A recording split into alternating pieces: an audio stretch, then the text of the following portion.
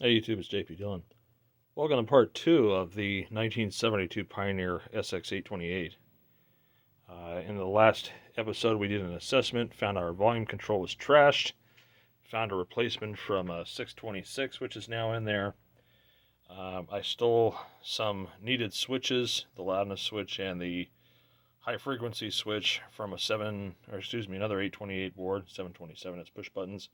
So we're going to install these guys today and replace some of the leaky capacitors, which I'll point out, and see if we can't get a signal moving through this thing. And if we can do that, then we can focus on the regulated power supply board here, and then just kind of do a general cleanup and tune-up of it, make sure it's working properly, and then off to sail it goes. So first things first, let's get our new switches installed, and let's see where we can go from there. And then, of course, replacing the caps. Anyways, enough rambling. Oh, as you can see, I'm enjoying my Toshiba over there while I work. But anyways, I'll probably turn that off because distractions and, somehow the content ID will identify the television show and then I'll get a copyright strike. So let's take care of that. So getting these out of here wasn't very fun, but hopefully getting them back in will be. Now, I messed up the pin. You can see that pin's just a little bit shorter. So at worst, I'll have to work this hole, get it a tiny smidge bigger. But since there's nothing connected to that hole, except for maybe the top side. Yeah, the top side's got one. I'll just flow the solder through and we should be good to go on that one. If there was a connection on the bottom, I'd be a little bit worried, but I don't think there is. I may have to clear away some more solder from the top, and in fact it looks like I do, because one of the holes up top is not big enough to have the switch pass through yet. So I'm going to go ahead and wick some of the solder away up top, like this here. I think it's the only hole that needs to be cleared out.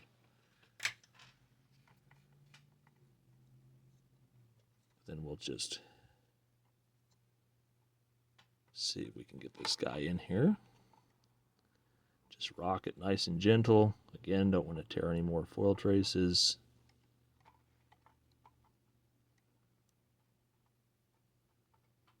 Don't want to break anything. Come on. Nope, it's not cooperating.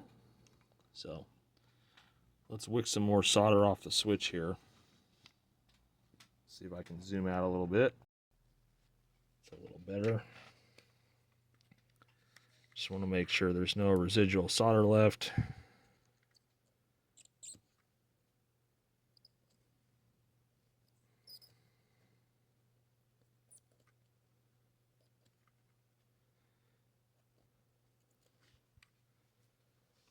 Alright, with any hope that'll go in there a little bit better. Now let's see how well it fits. Yeah, much better. Now it just goes in there. And that pin does stick down enough that I can still get it protruding through the eyelet there, so we'll solder this guy in.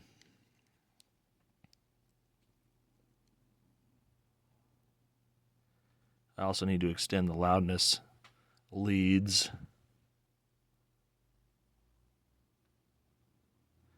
You got to give it a little more time to go through the eyelet to the other side of the board. I do not like double-sided boards. Okay, so that's the loudness switch. And now we have the high filter switch. Now let's see how straightforward this is to insert.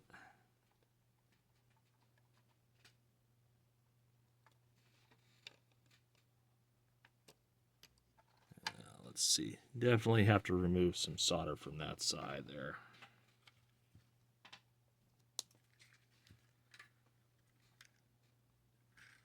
Trying to do everything in my power not to damage this board.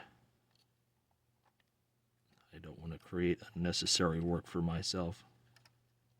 This thing is already going to be a lot of work.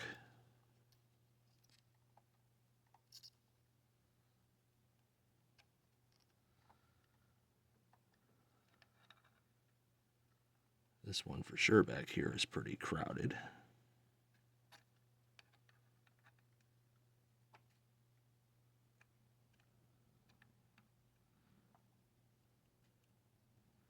I may stick with this wide angle camera. You can certainly see a lot more.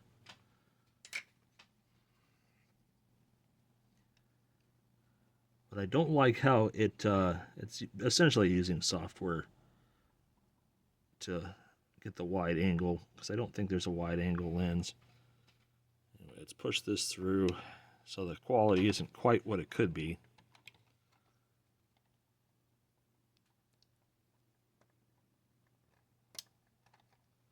Just got to get this thing to fully seat. Make sure it lines up with the other switch, which it appears to. I don't have to worry about fitment issues.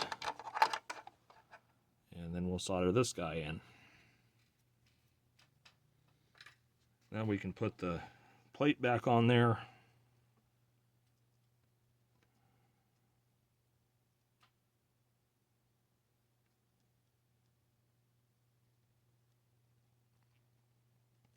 I mean, I can get why this guy didn't want to fix everything. He had it since it was new. He'd drug it around from move to move. It's got a little chooch on the side of the case. Otherwise looks nice. And he had it repaired a couple times. We apparently bypassed these switches that were broken. And he was just tired of pouring money into it. I have kind of a soft spot for these 828s. I like them. I've had 3 or 4 of them, but I've never kept any. It just, I don't know. You like it, but you don't like it that much. I'd rather have the money than the gear right now. Since our economy is not so great.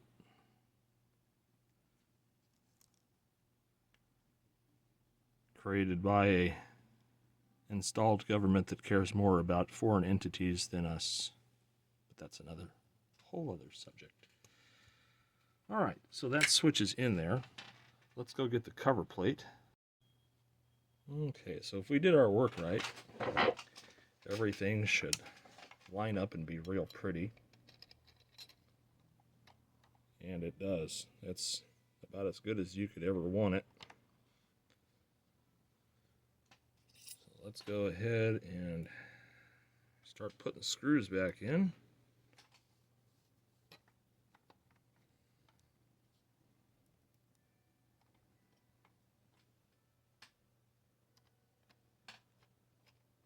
That's how you know it's 9 o'clock here. As the adjacent church plays bells.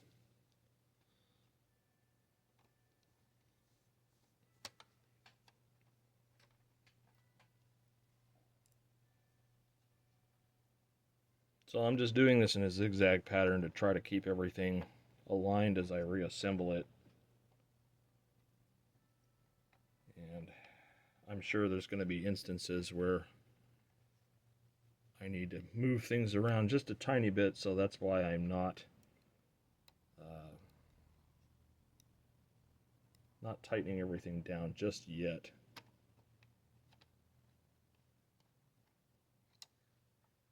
There's a little tiny bit of misalignment with that loudness switch, but it's not enough so that the screws won't go in.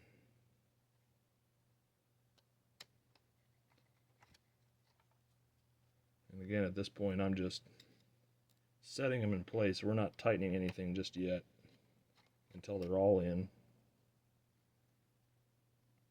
Because what you'll find is you'll get them, you get 2 or 3 of them tight, and then you have to make little adjustments here and there, and it ain't going to adjust when it's all tight, so you have to loosen them all up again.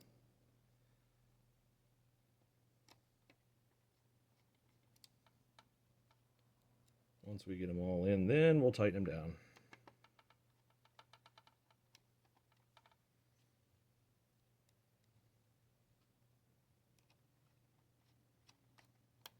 Okay, now we can start tightening.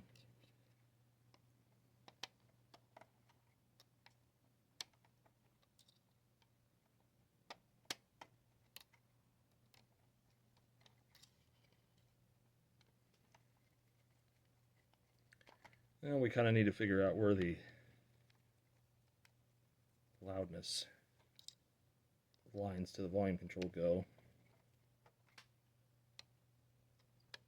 Just using the edge of my hand here as a guide so I don't slip.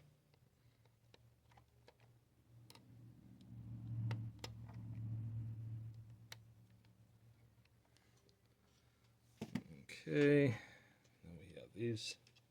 Let's see. Those don't get, at least I don't think so. No, I don't think those get washers because they get mounted to the front panel. Let's see, but this one does. So I gotta switch to a different bag of hardware. Bear with me a moment.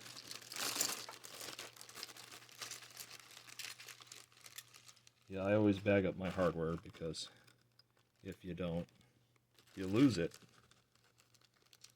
And then you gotta find it again or replace it. There's that. And these videos I'm making, you're just seeing one machine of many that I have to work on in a day. I do about 3 to 4 machines a day.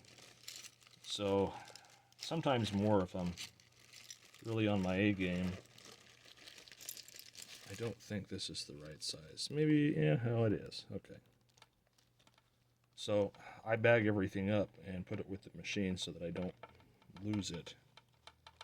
And sometimes if the machine has enough hardware, it'll get a box to go in while I'm working on it. All right. So that's assembled enough where we can test and see if our volume control is operable. So I'm going to do that real quick. Let me go get the appropriate adapters and we'll hook this thing up.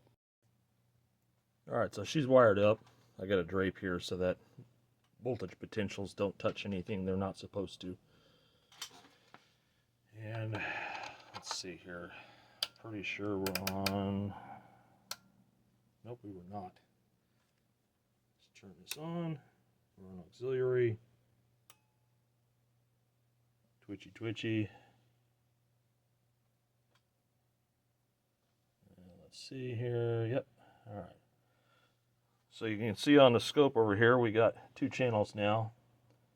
And they're bobbling all around because we still got bad caps in here, but that's the next thing we're going to fix.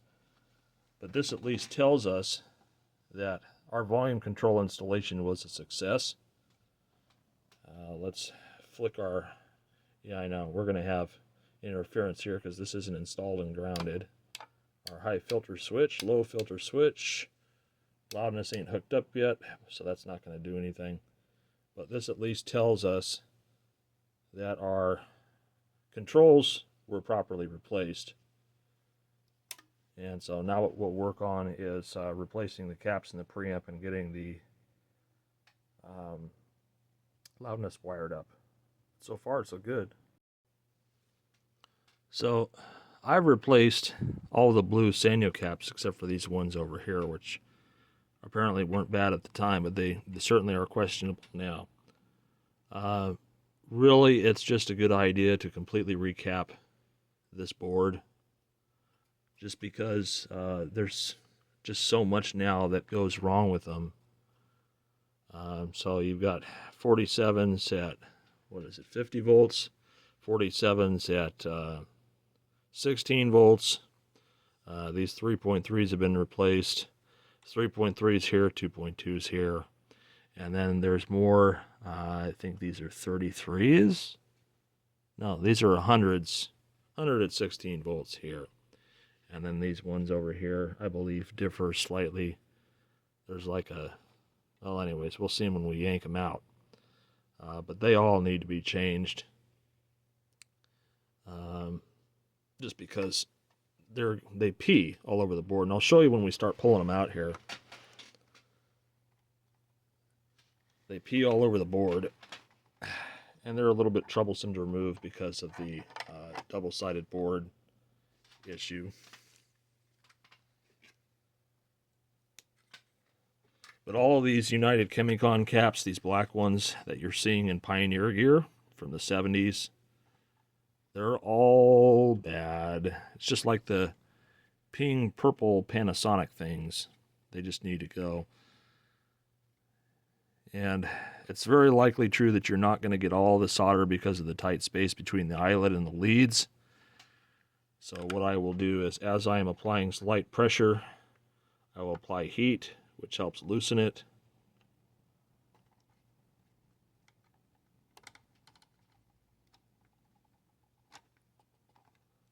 And we go from there.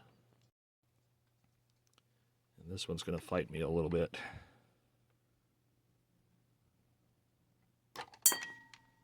And out it goes. So you can see here that this one was most certainly oozing. The bottom's bulgy, it's leaking. All of them are going to be like that. That's why they all have to come out. And I'm just going to mark a little 100 here. So that's 100 microfarad at 25 volts. I've got some 35 volt ones that'll work in there nicely. And I think these ones are 220, just at a lower voltage.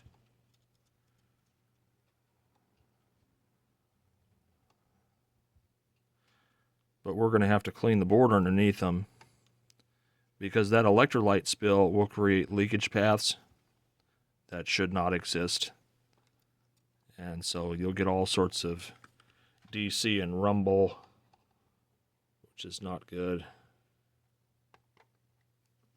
This one came out a lot nicer, but this one's absolutely wet. Yeah, you can see it's absolutely wet. So, oh, this is another 100. So I'll just make a note here. That's another 100. I want to say some of these values are different here, just from memory, but we'll find out soon enough.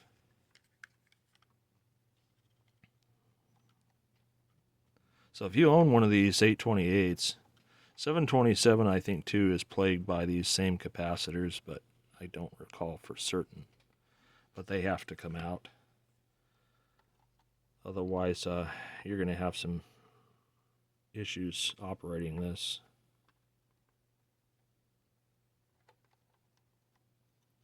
All right. That one, the bottom text was starting to turn colors there. You can see it's kind of green and funky, and it too is wet. Okay, so these are 47s. So that's a 47 at 50 there. Let me make a note here, 47 and 50 volts. That's probably what the other one is too.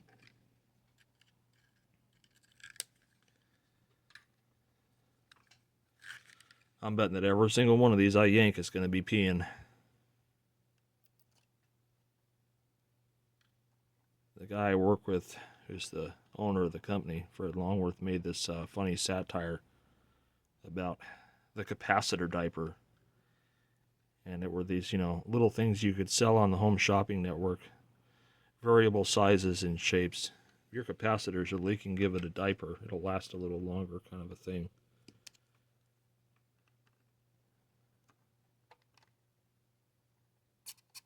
And we always thought that because of the crazy snake oil, high fidelity people that buy anything that a magazine says is good, they'd buy that.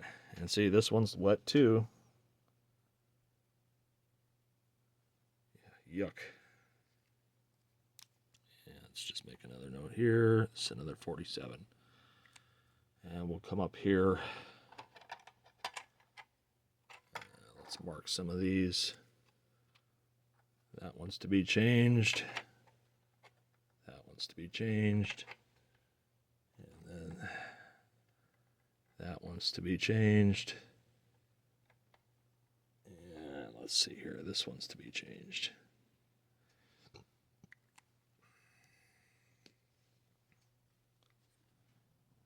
I'm sure this is incredibly boring, but gotta do it.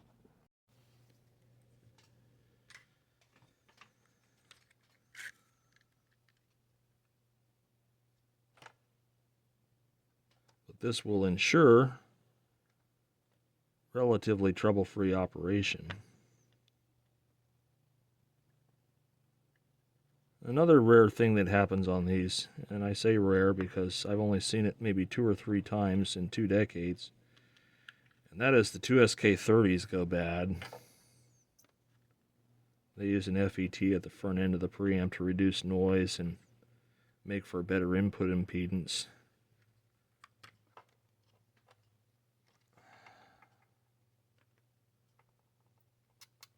I used to replace them with two SK-68s when I could get them, but even that's getting hard to find now, so I'm not sure what I'm going to replace them with when they die. Come on out.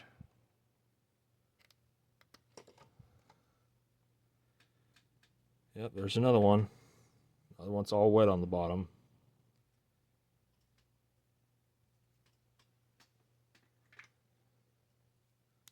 And we're just going to say this at 47, at 50, and the positive and stuff is marked on there.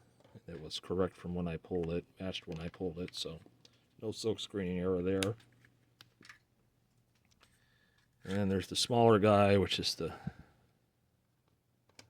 47, what was it, 16 volts or whatever.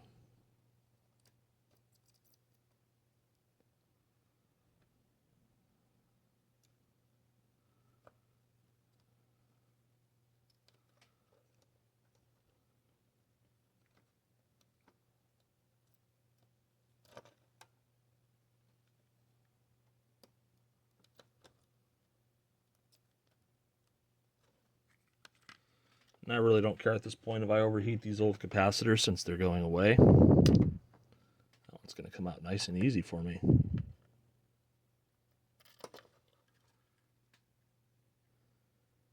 Yep, that one's wet and it's split open. I don't know if you guys can see the crack down between the two leads. So that's dead. And let's see, positive towards the rear on that one. All right. Got a little bit of extra solder in here.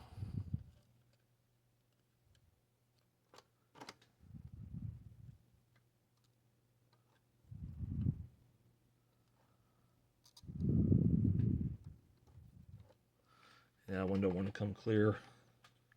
Let's try it from the other side here. Because if I don't clear it out the way, it's going to be hella tricky to put a new cap in there. Now it still doesn't want to fully clear out, so we may have to heat it while we push the new part through.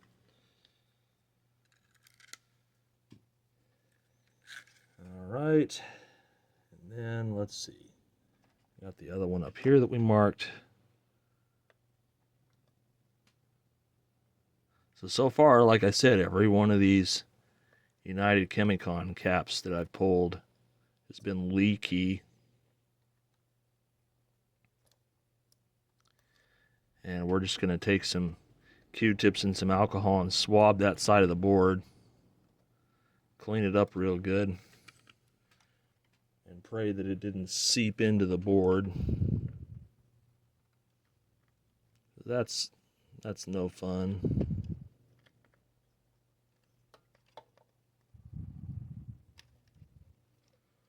This one's going to fight me. The other one came out real easy.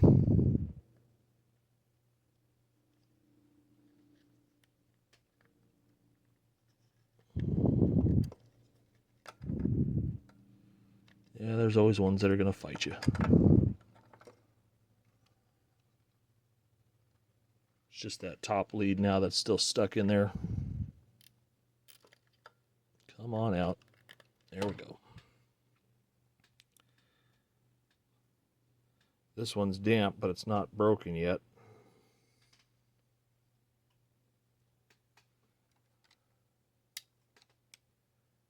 Alright, let's see if we can wick a little bit more solder out of there. You can sometimes use the sucker, but I don't think there's enough area that I can heat where it won't cool as soon as I try to suck it out. So we can heat that up real good. Yeah, see, it just doesn't pull through. There we go. All right.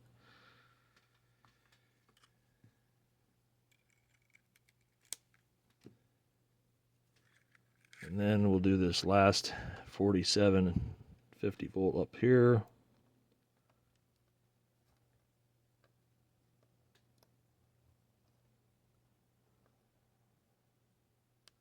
So far we had one that wasn't fully leaking yet, but it was damp, so I mean it has to be outgassing something.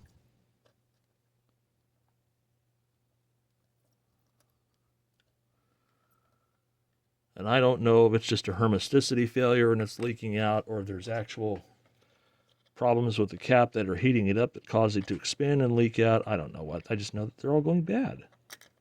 And they cannot be here. Like this one's peeing. It's got the cracks down the middle. All right. And then let's see here. Looks like that one came out clean. And then the last two we have to do are the Sanyo caps that were not replaced previously, which are these guys hiding down here beneath the switch. And let's see, there's that one there. Let's mark him. And it looks like there's this one just next to it.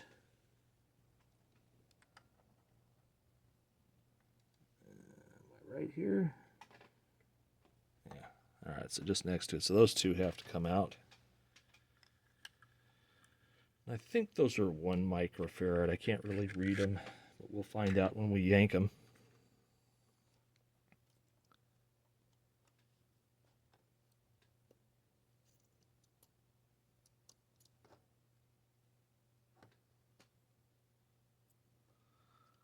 Exciting stuff. But feel free to fast forward to something less boring. Just got to do it.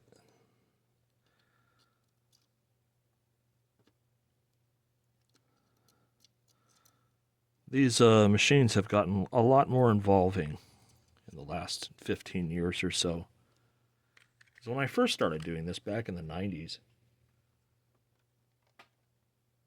I was a youngster and these weren't failing like they are now. It was, find the bad couple parts and replace them kind of thing. It wasn't the replace hordes and hordes of parts, all of which are failing. And some of these ones are in such bad shape that you literally have to recap most of this before you can use it. And I used to be against that. I'm like, recapping's crap. You don't need to recap everything. Well, some of these ones you do. All right, so that was right. That's a 1 microfarad. The Sanyo ones don't pee. They're epoxy coated, but they do get super leaky, and they will turn into resistors eventually. Capacitors. And let's see, we'll just heat this lead just enough to break it loose. There we go. And then it should just pull out. These ones come out a lot easier. All right, so, okay. So now what we need to do is start putting in our new caps and then attach our loudness leads and then see where we're at from there. All right, so fast forward a bit. I've plucked out all the new capacitors that I want to install. And so, let's see if we can start repopulating this without too much trouble.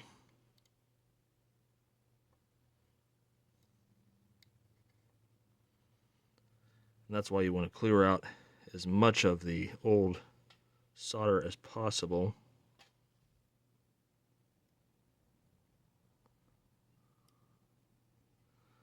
So that way the new ones just kind of drop in. And let's get our Q-tip here. A little bit of alcohol.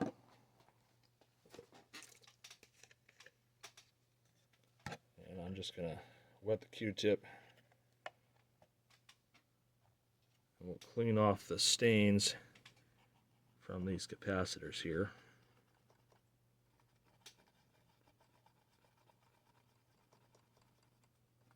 It looks like it didn't get any further out than the capacitor itself.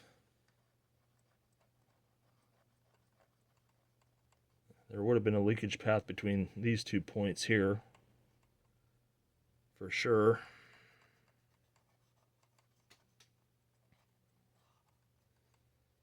We were getting a lot of rumble, which is pretty much all DC leakage. Now that we got that cleaned up, continue repopulating here.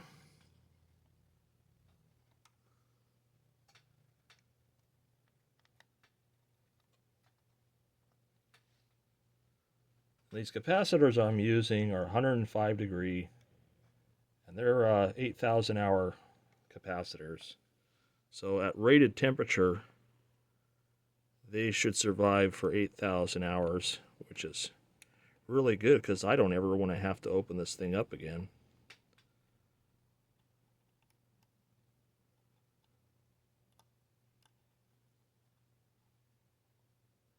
Let's go in there. And then let's see here. These are the 100 microfarad, which go down here. Oh, we haven't taken these out yet. Huh. I made a mistake.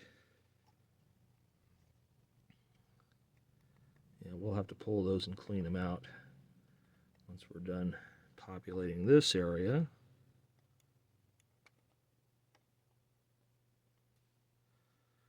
And let's see, here's the little guys. And this one ain't going to go all the way through because this is the one that not all the solder got removed on. So I'm just going to nuss the lead in the pocket there that has the solder and heat this until it pushes through. There we go. And then there's the remaining smaller value cap here. And that one is not going to be cooperative either. I thought I sucked the stuff out of there, but apparently not. And that lead's going to bend, so it's not going to go in there anyways. Light pressure, light pressure. There we go. And then we'll get the other one started. Push that on through.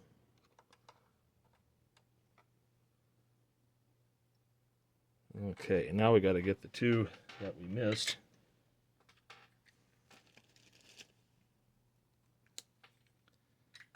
Which are down here. It's low voltage 100 microfarads here, which I think are this guy and this guy.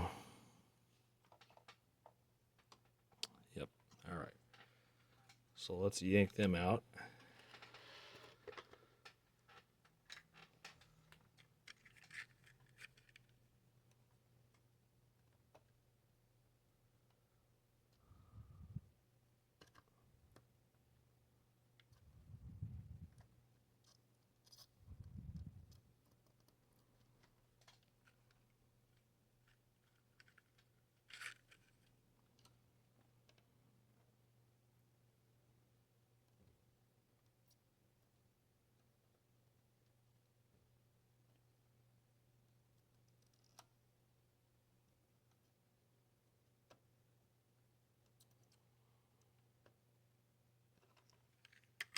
Okay.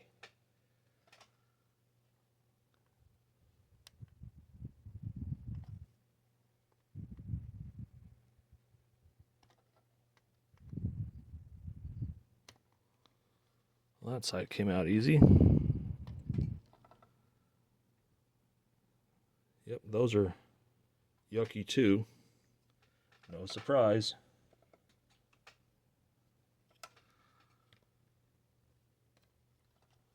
And that one came out pretty easy. All right. And this other one here, just like the rest. This one's got a crack down the middle, and it's peeing. Let's clean up those spots there.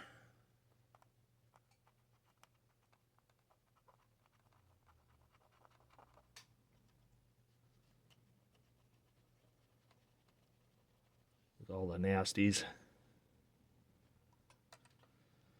Okay, let's get 2 more caps. Alright, so with everything installed now, we turned it on and lost a bit of footage there, but we're going to recover that. We're getting a little bit of 5G interference, like we were getting with the Sansui, but it's clean. This stuff isn't installed and grounded, so it's going to pick up some interference and noise, which is just going to be how it is. But very clean looking signal, only a little bit of bobble, and that could be because of our regulator that's still not serviced yet. Since both channels are bobbling at the same time, it's more likely regulated supply issues than it is signal path issues. Whereas before, our channels were kind of bobbling and moving around and stuff. So we're looking pretty good. Really just need to reinstall this. Now that we got the signal path worked out, I soldered up the volume, the loudness control. All the switches work. The rest of this just needs to be cleaned up. And then we can focus on the regulator next, get that all nice and happy. And then once the signal path and the regulator has been dealt with, we're going to definitely deal with the, that's the protection circuit. I'm thinking up here on the phono stage. Although it's probably not a bad idea to recap the protection circuit too. Basically all those United Chemicon caps are going to have to go. But for now, other than some dirty pots and switches that still remain, this the signal path is looking really good. Definitely an improvement. And if we just, this is just from what I replaced in the preamp, and there would have been more had I had to replace the Sanyo caps too, which I didn't because that was done previously. But there's, your handful of peeing capacitors. So anyways, that's going to do it for this episode. Thanks for watching, and in the next installment, we'll work on the regulator, perhaps the protection board, and the phono, depending on how much time we can cram into the episode. And I know you guys like watching me do this stuff, so I'm not going to abbreviate it and cut it out as much. Although we do have limited space on the card to record, only about 40 to 45 minutes. This is a slightly better camera than what I was using, but it's much limited space, and I don't have a bigger card to stuff in it. But anyways, thanks for watching. More stuff to come.